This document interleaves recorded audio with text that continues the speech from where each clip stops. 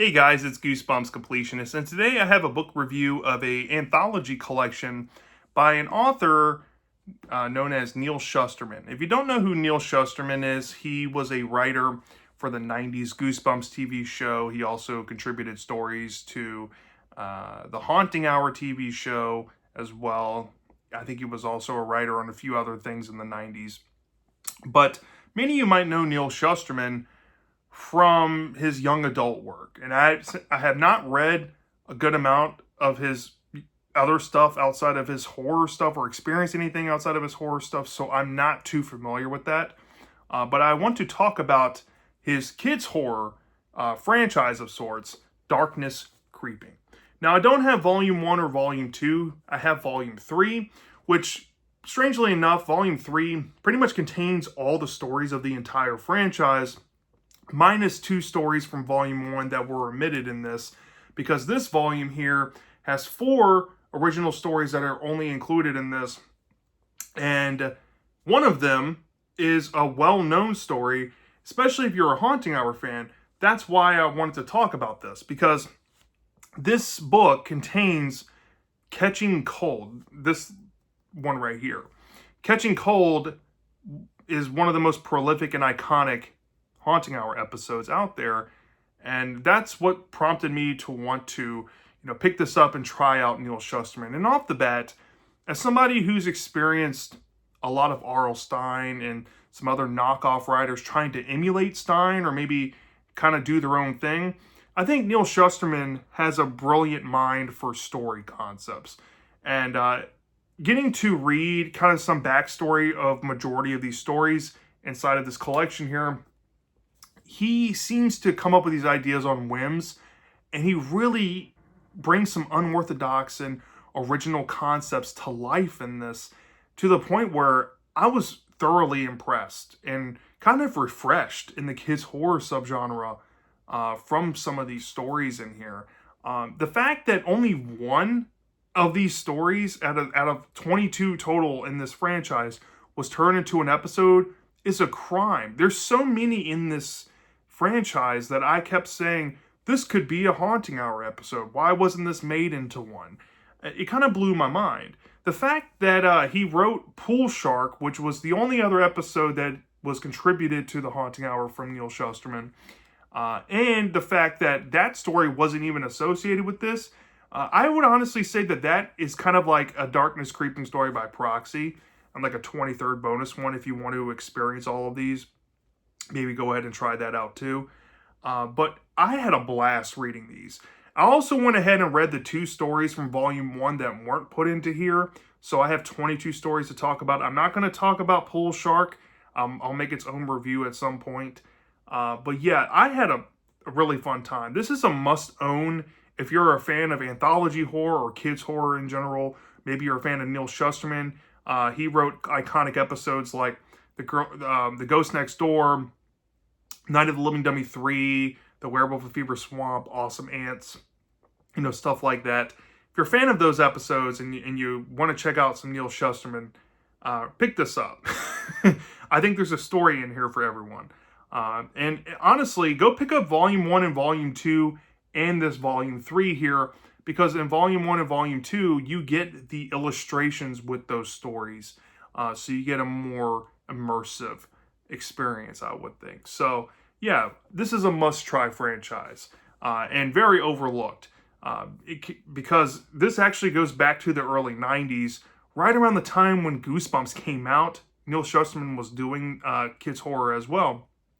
So I can totally see why he was recruited to be on the 90s Goosebumps TV show. He just had a natural mind for this, and he was right on that big bang of kids horror that came out in like 92, or at least started to pick up steam. So totally makes sense, and I want to spread more awareness on this guy. So with that being said, we have a lot to go over. So we have a lot of stories to talk about. I have 22 here to talk about. The first 2 are going to be from Volume 1 that I read online, so they're not in this book. So you have to check them out in that volume. And the rest of the 22, the remaining 20, will be in order how they appeared in this book. Okay, so I'm not ordering them based on my favorites to least favorite. I'm just talking about them as they appeared. Okay, so we have a lot to go over. All right, the first story. Let's go ahead and start off. This one was one of the ones from Volume 1 that were omitted from that 20-story volume here. And the first story we're going to talk about is Not It. Now, this concept was really well done. I thought that this would have made a fantastic Haunting Hour episode. Essentially, this story is about a kid. He plays this game of freeze tag at recess, pretty much against his will because he's ostracized at his school, specifically at recess time, because they play this freeze tag game, but he's been the person who has to tag people to freeze them for many years, because the rules of the game are super hard to overcome. Essentially, if you're you have to freeze everybody in the giant crowd of kids to be able to relinquish yourself of being it. So that's why he's stuck in the position he's in. And coming up this year, he wants to find a way out of it. And after talking with his uncle, that kind of helps him come to this idea that his family has this genetic ability to tap into the power of the mind and make things come true if they will it to be. He decides to use that during a game of freeze tag one day, and that possibly gets him out of being it forever. And I'll just leave it there. So yeah, Not It was really good. I think I'm kind of underselling how dark it gets near the end because I didn't go into too much depth there. But it gets dark near the end, almost a little too far, but I think it works. And when I read this, I was like, this would have been fantastic in that Haunting Hour TV show. And it really would have. I think the showrunners from there would have known what to do with this, especially if you gave it one of the better directors from the show. My only issue with it is that, like a lot of these stories that you'll find in Darkness Creeping, you do have to put some disbelief at the door with it. Not a lot of things make sense logically. Some things feel a little too convenient and forced in, but the concept and the idea works pretty well. So I'd probably give this like a 4.25 out of 5 stars. It's a very good one. All right, at number 2, we have the other story from Volume 1 that was omitted in the third collection, and that is Car 4. And this story was super dark. This one's about a sister and her younger brother. They're in a divorced family, and they have to visit their father while he's at work. I guess that's the stipulation of the parents. And the brother has this phobia of elevators because the father works on like way up high in this high-rise building. And there's a bank of 4 elevators. And for some reason, every time they push the button, only the 4th car opens. And the sister kind of goes into the backstory of something that really messed up that happened to her younger brother in an elevator that may or may not have resulted in him losing an appendage. And let's just say the younger brother has this phobia of being eaten by elevators, and there's this idea that the elevators might be trying to eat people. And we get to find out what happens to some characters, and there's even a twist at the end involving the dad that I thought was delightfully dark. Without giving too much away, that's the story. So yeah, this one was really messed up. Honestly, I don't know why Not It and Car 4 were not put into this volume. As we'll get into later, there's 2 stories in here that only have like 2 pages to them. Most of the stories in Darkness Creeping run about 8 pages to sometimes 20 pages. And both of these really fit in. I guess the publisher that made this volume were too afraid that kids were going to turn off from the book or something. I don't know, but they're a loss. I thought this one was pretty great. I'd probably give this like a 4.5 out of 5 stars. Really good. All right, at number 3, now this is the attraction to Darkness Creeping. The main reason why I wanted to read this. It is Catching Cold. Now, Catching Cold is one of the exclusive stories for this book here. And I was kind of surprised on how different it was from the episode counterpart that I've seen many times now. But this one is still more so the same. The main character, he is taunted by this elusive ice cream man. And the ice cream man, every time the kid gets the money to go chase him down, he never stops for kids. None of the kids in the neighborhood seem to be able to stop this ice cream truck. And this kid seems to want it the most. It has gotten to him on a personal level. He's tried many different techniques to, prepare better to be able to stop the ice cream man in time, but he never seems to be able to do so. But then one day he gets this idea that will give him some leverage, and he has some preparation since his dad is a police officer to be able to stop a vehicle. And he plans out this thing on 4th of July where the streets are going to be isolated, where he can finally get his way and stop the ice cream truck once and for all. But there is a cost with it, and the kid learns exactly who or what is behind the ice cream truck. And it may or may not involve an urban legend that was hinted at in the story. So yeah, this story was super fun. There is a layer missing that I think the episode added that makes it so much better. But this is essentially the episode minus that one layer that I don't want to get into. But it was super solid, and I think it's a fair matchup to that episode in a lot of regards. So I'd probably give this like a 4.5 out of 5 stars. This one, I could totally see why they made this into a haunting hour episode. You have a clear villain. You have some good plot twists. It feels more R.L. Steiny than most of the other stories in here. It makes sense. All right. So at number 4, we have Who Do We Appreciate? This was a story exclusive to this volume here. This one was kind of like a religious undertone one. I was not expecting that. It's about this girl. She takes up a ref job because her brother joins a soccer league. But after her brother quits, her parents won't let her quit her reffing job. So she gets a job call one Saturday morning to come ref an early game. And when she gets there, she sees 2 teams of young kids, one red team and one blue team. And they seem to be like really good for kid players, let's just say. And the coaches seem to be taking this a little too seriously, and even the players. And as the game goes along, there are some realizations that her and her brother, who has accompanied her, come to, that what they're witnessing could be the fate of existence itself. It depends on who wins the game. So yeah, that's the concept of it. Yeah, this one was it was pretty entertaining, and I do like the more religious swing here than we normally get in kids horror. We don't get a lot of metaphysical or religious undertones in kids horror often. Maybe it might usually go down the afterlife route, but that's about it. This one has a little more to it. However, I do feel like while the story is kind of sound, it's just not for me. It wasn't the most entertaining thing ever. This story does kind of drag, and if you're not into sports stories, it's not going to do much for you. And compared to the other stories in here, this one is just kind of a shoulder shrug. So, but not too terribly so. I think it's still good on a technical basis. So I gave this like a 3.5 out of 5 stars. So you might register higher for you, it might not, but that's just how I feel.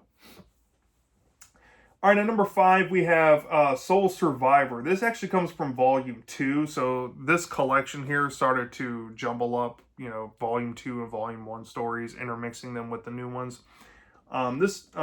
This story, Soul Survivor here, is a different type of ghost story, which I can really appreciate. It's about this kid. He opens up really early on in the story that he died in a tragic accident, and took him some time to kind of get over the idea that he was dead. He talks about some of the things that he did after he got over his grief of haunting a house, and how he tried to do things larger than life, being undead. But he got to a point where he started to lose track of what made him human before, and he wanted to maybe start body possessing people. And he may or may not pick a professional baseball player to co-inhabit, let's just say. But there's a weird twist involving that aspect of the story and the relationship between the baseball player and the ghost kid. And let's just say there's some stakes at the end about who wants who and who's going to take over and who's going to leave, let's just say. Yeah, this one was I was with it like the first three-fourths. I thought this was an emotional masterpiece. I thought this was a really different ghost story up until that final fourth. I think the reveal of the main character involving this other character felt kind of left field and out of character, even for a story as short as this. Might be hard to say that, but it really did feel that way. And it made me kind of turn off from the story a little bit. Not so much the ending itself, it's just I didn't want to see that direction with this character. Not necessarily the ending itself too, but it wasn't terrible. So I thought this was like a decent story. I think I give this like a 3.25 out of 5 stars. Okay. Now at number 6, this one was super bizarre. It's called Black Box. And this one's about this girl and her cousin who are basically told by their elderly grandfather, who might be dying soon, that they are the only ones in their family that could be trusted with family lineage and heritage. As, since they are immigrants living in America, their parents and, the other kids' parents, they are more focused on other things that aren't tradition and stuff. And the grandfather shows them this black box that goes back thousands of years, that goes, back to like their first ancestors, essentially. And they've been guardians of this button inside of this box for millennia.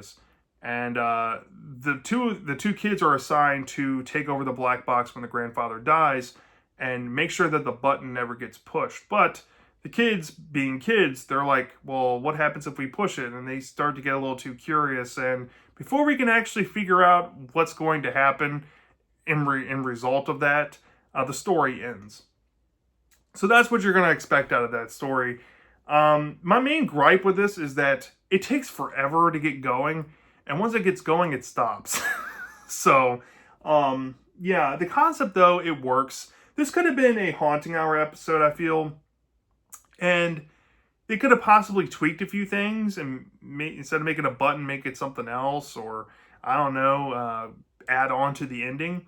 But as is, I thought this was like a low decent 3 out of 5. Like I said, it does take a while to click on. Concept isn't bad.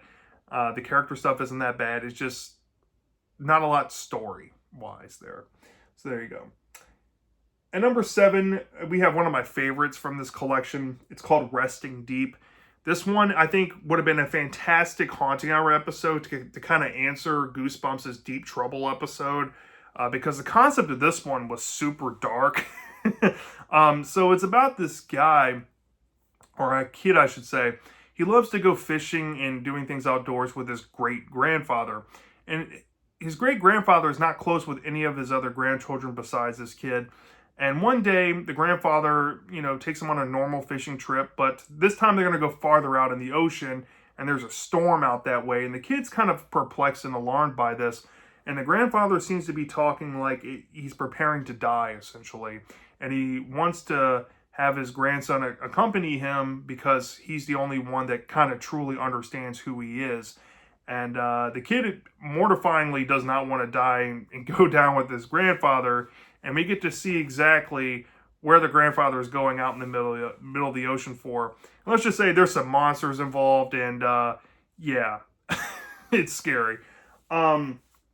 Yeah, this one was super, super dark and super up my alley. I have thalassophobia. This one actually made me scared. There's a couple in here that got to me a little bit. I'll talk about later. But this one was legit tense. Some thought-provoking things in here, especially about coming to accept your fate and all that, and being around the people that make you feel whole or make you feel, good inside. Especially when you're about to, spare your last moments being alive. There's things that make you think in the story. The concept, though, I will say it's not like a perfect story, because near the back half there are some logic hurdles you kind of have to go through with certain things. But I'd probably give this like a 4.5 out of 5 stars.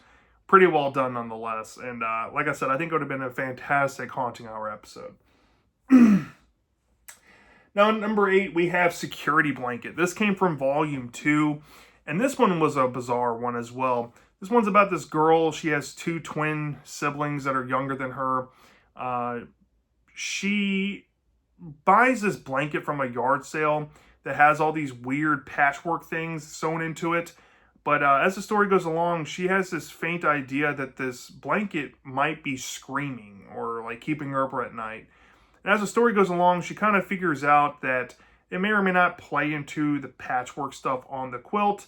And it plays into a climax with an altercation with the twins. And let's just say the blanket and the twins get together and something really strange and messed up happens out of that.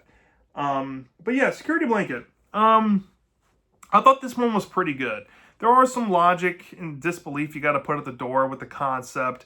I really wish that the story had more pages to kind of give more examples on the blanket concept itself. This would have been a fantastic Haunting Hour episode, by the way, as well.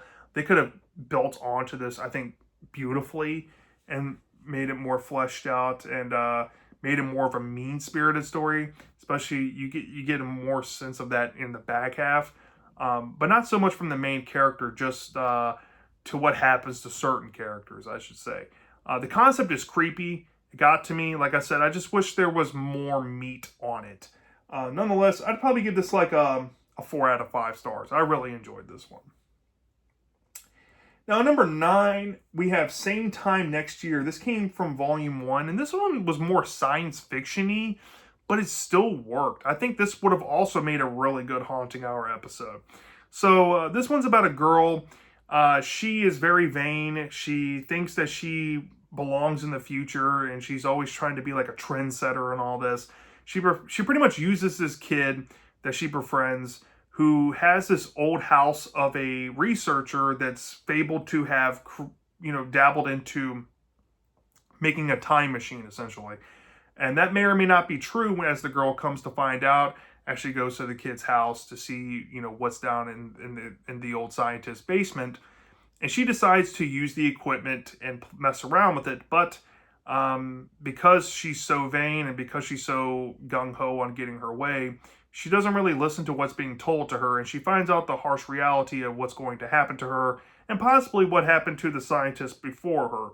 So yeah, this one's a perfect cautionary tale. I would say it's pretty much cut and dry. But I do not like the main character. The main character is annoying as a sin in the story. It does kind of bog it down.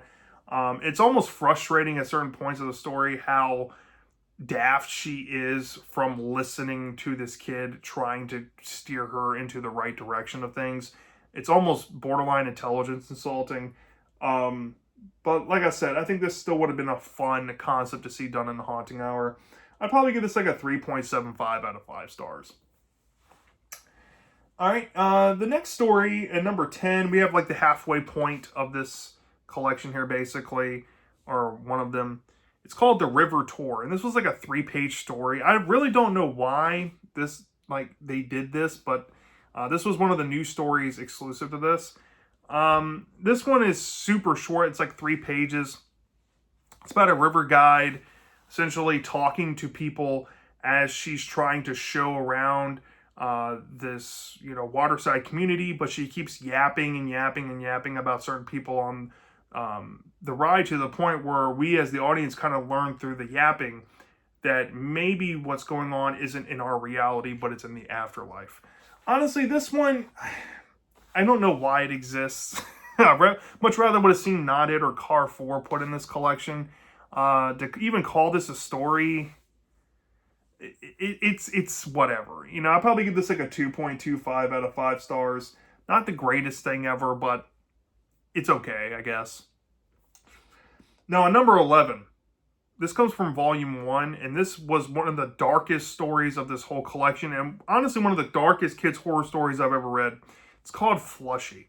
And Flushy, oh my lord, I think would have made a fantastic Haunting Hour episode, but they probably would have had to tweak a mild thing, especially near the end. But this one is about a kid. He's relentlessly bullied at school. He's given swirlies in toilets. And he's pretty much become the laughing stock of his peers. And one day, after he gets a swirly, he befriends this girl. And he decides that she is pretty much his only friend. And she kind of inspires him to want to pretty much throw a party to get people to know and like him more around New Year's Eve up in his skyrise, because he has a skyrise apartment in the city. His family's affluent. There's like a huge pool. All the kids can think he's cool and get to see how he lives. But there's a twist where the kid has this ulterior motive and plan to give them a swirly in the pool in the high-rise building. And if you can imagine what that entails, use it. So yeah, this one is super dark. Pretty much, there's a body count in this story. There's no character left unscathed, minus like one, which was really shocking. I mean, the fact that Neal Shusterman came up with this, I kind of want to like probe his mind a little bit about this story. If I ever got to ask him any questions, I want to ask him something about this because, wow, I was honestly shocked. And I would change nothing about it, honestly. Even though to make a television adaptation, you would need to tweak it. I feel it's a little too far. But I love it for that. I'd probably give this like a 5 out of 5 stars. I have no complaints with it. I think most people would actually full on love this. So there's that. There's some commentary too, like in that similar vibe of Billy calling all creeps, if you know where I'm coming from. All right, at number 12, this story is called Monkeys Tonight. This comes from Vol.1. And this one was super bizarre. This one was, I think, the shortest of the normal stories. This was like 8 or 9 pages exactly. It's pretty simple. This could have been a Haunting Hour episode, an easy candidate to put in the show and also easily improve on it. This one is about a kid. He makes fun of his sister for having nightmares about monkeys coming after her, even though he's afraid of something generic like spiders. And after a conversation with his family members about like making fun of his sister, he possibly starts seeing the monkeys, and there's a revelation about that, kind of, but not really, and what's going to happen to him and his own fears, let's just say. So yeah, there's a lot of disbelief you got to put at the door with this one. Some logic hurdles you got to set aside, but the concept of making fun of people for being afraid of something is here, and it's kind of commendable for that. I think it does have a sound message to it, but there's nothing really special about it. In terms of story, there's not much to it, and I think it needs more fleshing out. So yeah, sadly, I'll probably give this like a 3 out of 5 stars. It's a low decent, but nothing too terrible. At number 13, we have a story called Screaming at the Wall. Now, this one could have been a fantastic Haunting Hour story if they could fix it a little bit. So this one's about a kid. He lives in a family that, they take care of the grandmother. Grandmother might have some symptoms of like dementia or Alzheimer's going on. And as the kid starts to observe his grandmother in the story, who keeps, pretending like she's eating something at the fridge or yelling at the wall, he starts to notice that maybe his grandmother is living in the future in her mind, but her body's living in the present. And this phenomenon carries over into almost like predicting premonitions type of stuff, which I thought was a really cool angle. And he possibly uses the information that he listens to his grandmother from to possibly save his own life, which that's pretty much where the story ends. But we don't really get to see the event of that. So yeah, Screaming at the Wall, very, very good concept. I think one of the best concepts in this whole collection. Like I said, the ending, we don't get to see the events unfold, but we get a sense of what's going to come. I feel like if there was an episode of this or something, actually have the ending. There is a thing with the grandmother that's kind of shocking that I think happened a little too early in the story. I would have possibly waited longer for that. And the pacing could have been a little bit better here. So I thought this one was good. There's a lot of room of improvement. I'd probably give this like a 3.5 out of 5 stars. Still a good story though. And number 14, now this story got to me a lot. This one, was messed up, in my opinion. This one is called Growing Pains, and this comes from Vol.2. And this concept is about pretty much two adolescent boys. One boy has not hit his growth spurt, the other one has. But the boy who hasn't hit his growth spurt, who's the main character of the story, he notices his best friend is screaming and wailing because he lives right next door to him. And his best friend is taken off to a mental institution, essentially, because of the things that he's been talking about. And when he goes to visit his friend at the institution, his friend is saying that he can't go to sleep. It's like kind of like Nightmare on Elm Street almost. And he explains why, and that if he goes to sleep, he's going to be meeting these people that are going to come take him, and he's going to have some agonizing pain, feeling like his bones growing in his body. And that may or may not come to fruition at the end with the main character himself. So, yeah, this one is a super morbid idea. I think it works on a lot of levels. This one could have been a fantastic haunting hour story, I think. It has that Nightmare on Elm Street vibe going for it, that dreamscape thing, being afraid of what you're going to see in your dreams. Kind of like Dreamcatcher, almost, if you're familiar with the Haunting Hour TV show. Even though that one's more of a blatant knockoff, this is more of an original story. But yeah, I kind of like the concept of where it goes. My only problem is I don't like the ending of it. I don't think the ending is as good as it could have been. But nonetheless, I'd probably give this like a 4.5 out of 5 stars. Super solid, great one. All right, now number 15, we have Alexander's Skull. This came from Vol.1. And this one was kind of standard in stock. This one's about a kid who goes trick-or-treating, and he comes across this skull that's kind of bequeathed to him. And once he takes it home and realizes what it is, he starts to think that it might be a real skull. And his dad, he has an x-ray machine since he's a doctor, and they do some tests on it, and it's an actual human skull.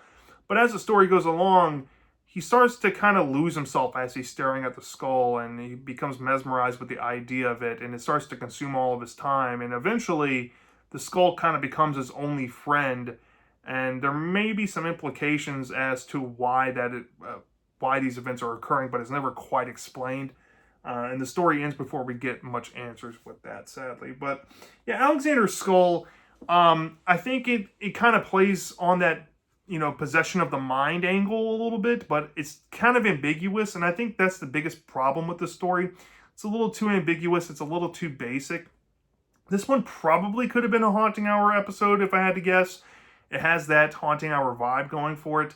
They would have had to add some stuff to this one to kind of, make it a little more deeper or make it a little more standout. But this would have been a fun Halloween themed story to kind of, attempt. So yeah, this one, I'm willing to give like a 3.25 out of 5 stars. It was a high decent one for me. And number 16, we have Connecting Flight. This came from Vol.2. And this one was super weird in that classic Twilight Zone show type of way. This one's about a girl. She's kind of afraid of flying.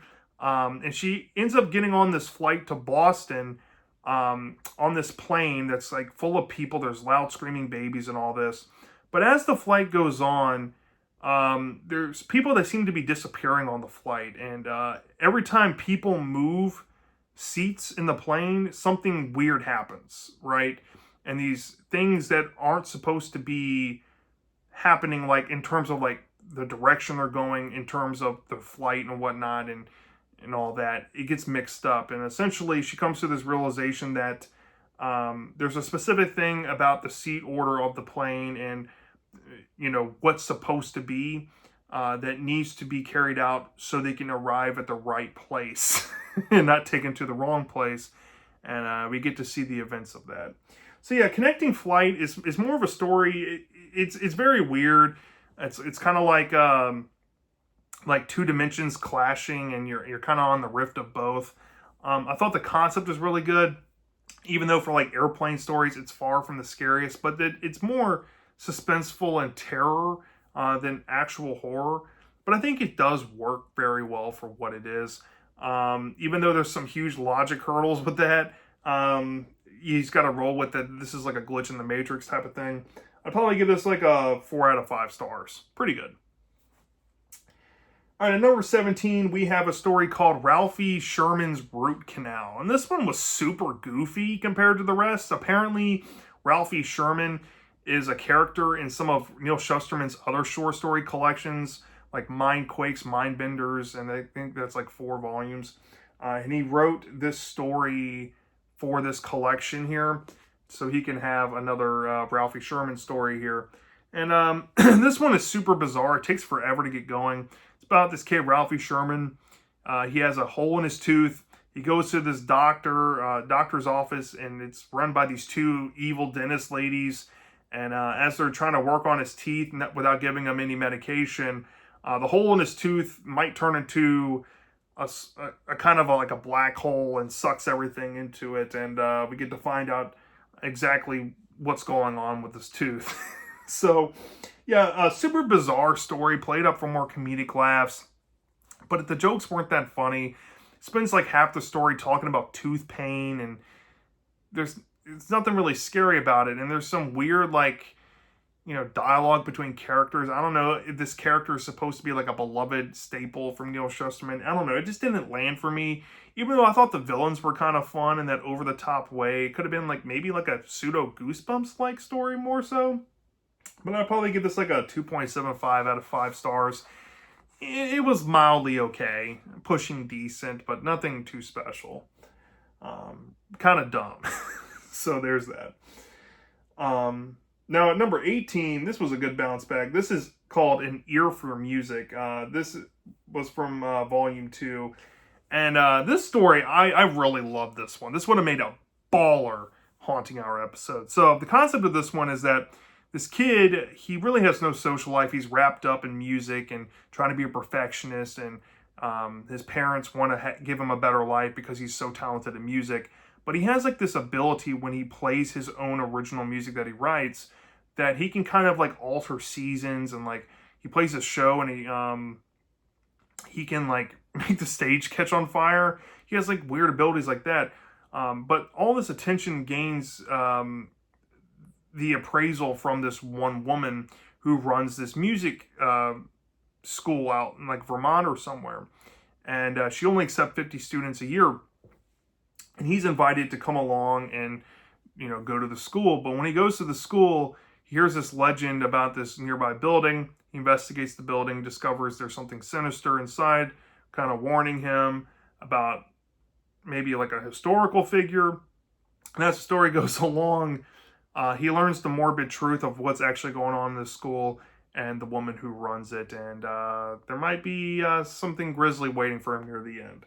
Yeah, this one's a perfect Haunting Hour concept. Honestly, I'd probably change nothing about this story. It was absolutely fantastic. The historical musician references here were great. I like the tie to history. There's some urban legends. The school setting was fun. I'd probably give this like a 5 out of 5 stars. This was one of my top 3 favorite stories of the whole collection. Yeah, loved it. Now, at number 19, this story is called Riding the Raptor. This also comes from Vol.2. And if you're an amusement park lover or love carnival stories or amusement park horror stories, here's one right here. So the concept of this one is about a pair of brothers who have like kind of like troubled home lives. They love to go to amusement parks to kind of escape their messed up family. And they go to this one amusement park one day to ride this specific roller coaster, but they take some time to play around in the carnival games, and they end up winning these 2 random tickets to a ride they never heard of. And then they end up meeting this ride operator that runs this supposed ride, and they need specific tickets to get on it, and everything is very elusive. Nobody else knows about it in the park. And the one main character has to contemplate on getting on the ride because he has this weird feeling that this ride is not the thing that they should be doing. But we get to find out what happens to the main character and to the brother, and even the ride itself by the end. So this one, yeah, it was kind of heartfelt. It had some emotion to it, but other than that, concept was pretty random and well executed, fine enough. There is some logic hurdles and some really ridiculous things involving roller coaster demolition people, let's just say. That's just really dumb, in my opinion. And it kind of falls apart by the ending a little bit. But I'd probably give this like a 3.75 out of 5 stars. Pretty exceptional story. Now, number 20, this one was pretty commentary heavy. This one's called Trash Day. And I was not expecting to like this one as much because it did take a little bit to get going. But it's about this girl. She has a family that's called Trash, like literal trash by the neighborhood and all that. She meets this one guy friend who takes a liking to her, but nobody else seems to be nice to her family. And as the story goes along, there's something revealed about the property she lives on, and something that's been there or that was put there since they moved into the property not too long ago, which happens to be a dumpster. And this dumpster may or may not have this magical ability to want to entice people to come into it, and it kind of plays into being called trash. And there's some aspects that may imply that there's people getting replaced that aren't trash. So yeah, it kind of reminds me of something that would be a shoe-in in like the Haunting Hour TV show. And I don't want to spoil the ending either. So yeah, Trash Day, very Haunting Hour-esque in concept. As a matter of fact, it kind of reminds me of The Perfect Brother in some ways. But this one has such a weird concept going for it, and there's a lot of disbelief with it. I feel like it needs more time to build up this urban legend that it's kind of hinted at in the story. I feel like by the time of the climax, the concept it should have just ended there, but you kind of built onto it, which is fine. I do like that angle to it, but I want to see more of that and like what exactly is entailed with that. But nonetheless, I'd probably give this like a 3.5 out of 5 stars. I've seen better similar concepts to this, but this one was still fun.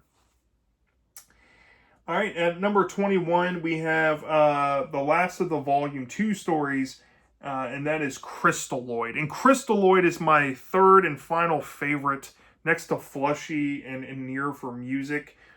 This story is absolutely fantastic. This is about a kid. He comes from a troubled home. He's sent to live with his aunt or his grandma.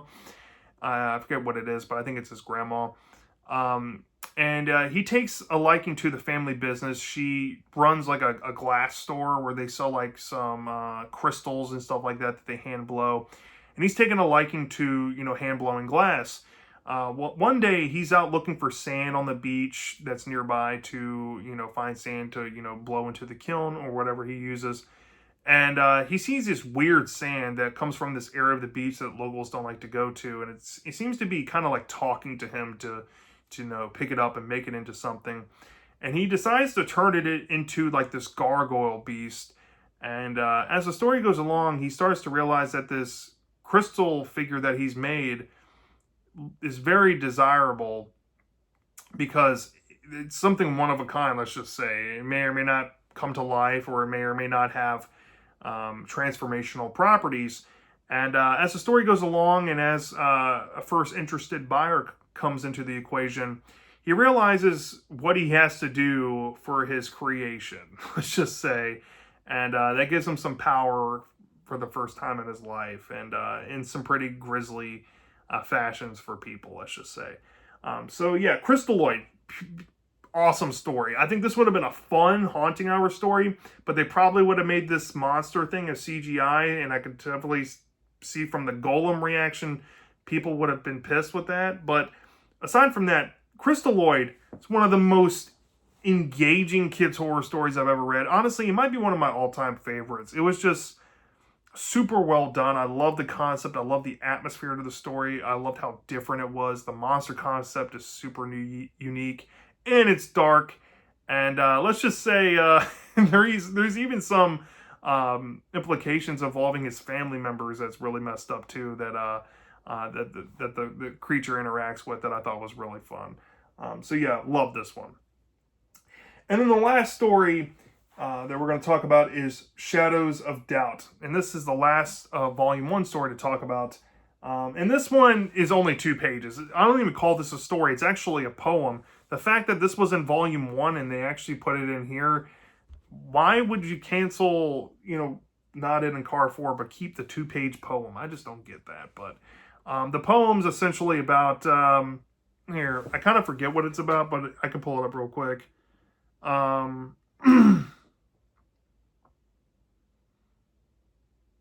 Okay, so it's about, it's just a poem about, going through dark places in life. Like, you can find dark places in the attic or find dark places in the sky or whatever. And it plays into the ending note, darkness creeping, to send off there's always darkness creeping around you and stuff like that. It's not really a story, it's just a poem. But it had some beautiful rhyme schemes and some cool imagery to it. I'm not really a poetry guy, so don't slam me for if you're a poetry buff out there. But I'd probably give this like a 2 out of 5 stars. Okay. So yeah, I mean, going over the stories, I just told you all 22 stories. If I had to say my least favorites, honestly, out of all 22, my least favorite ones are probably the River Tour and Shadows of Doubt, because they aren't even stories. Every other story that's associated in this collection here, like the 20 true stories, not these little, poem and, this weird River Tour thing. The weakest one would be like Ralphie Sherman's Root Canal, but that's still okay. Like, no story in here is outright bad. You know what I mean? Even though I kind of gave Shadows of Doubt a two stars, that's more of a meh for a short story rating.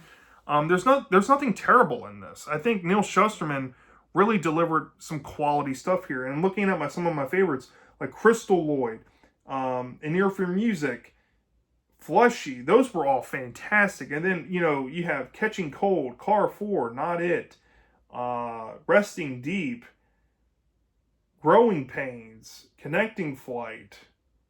The list goes on. I mean, there's so many good quality stories in here.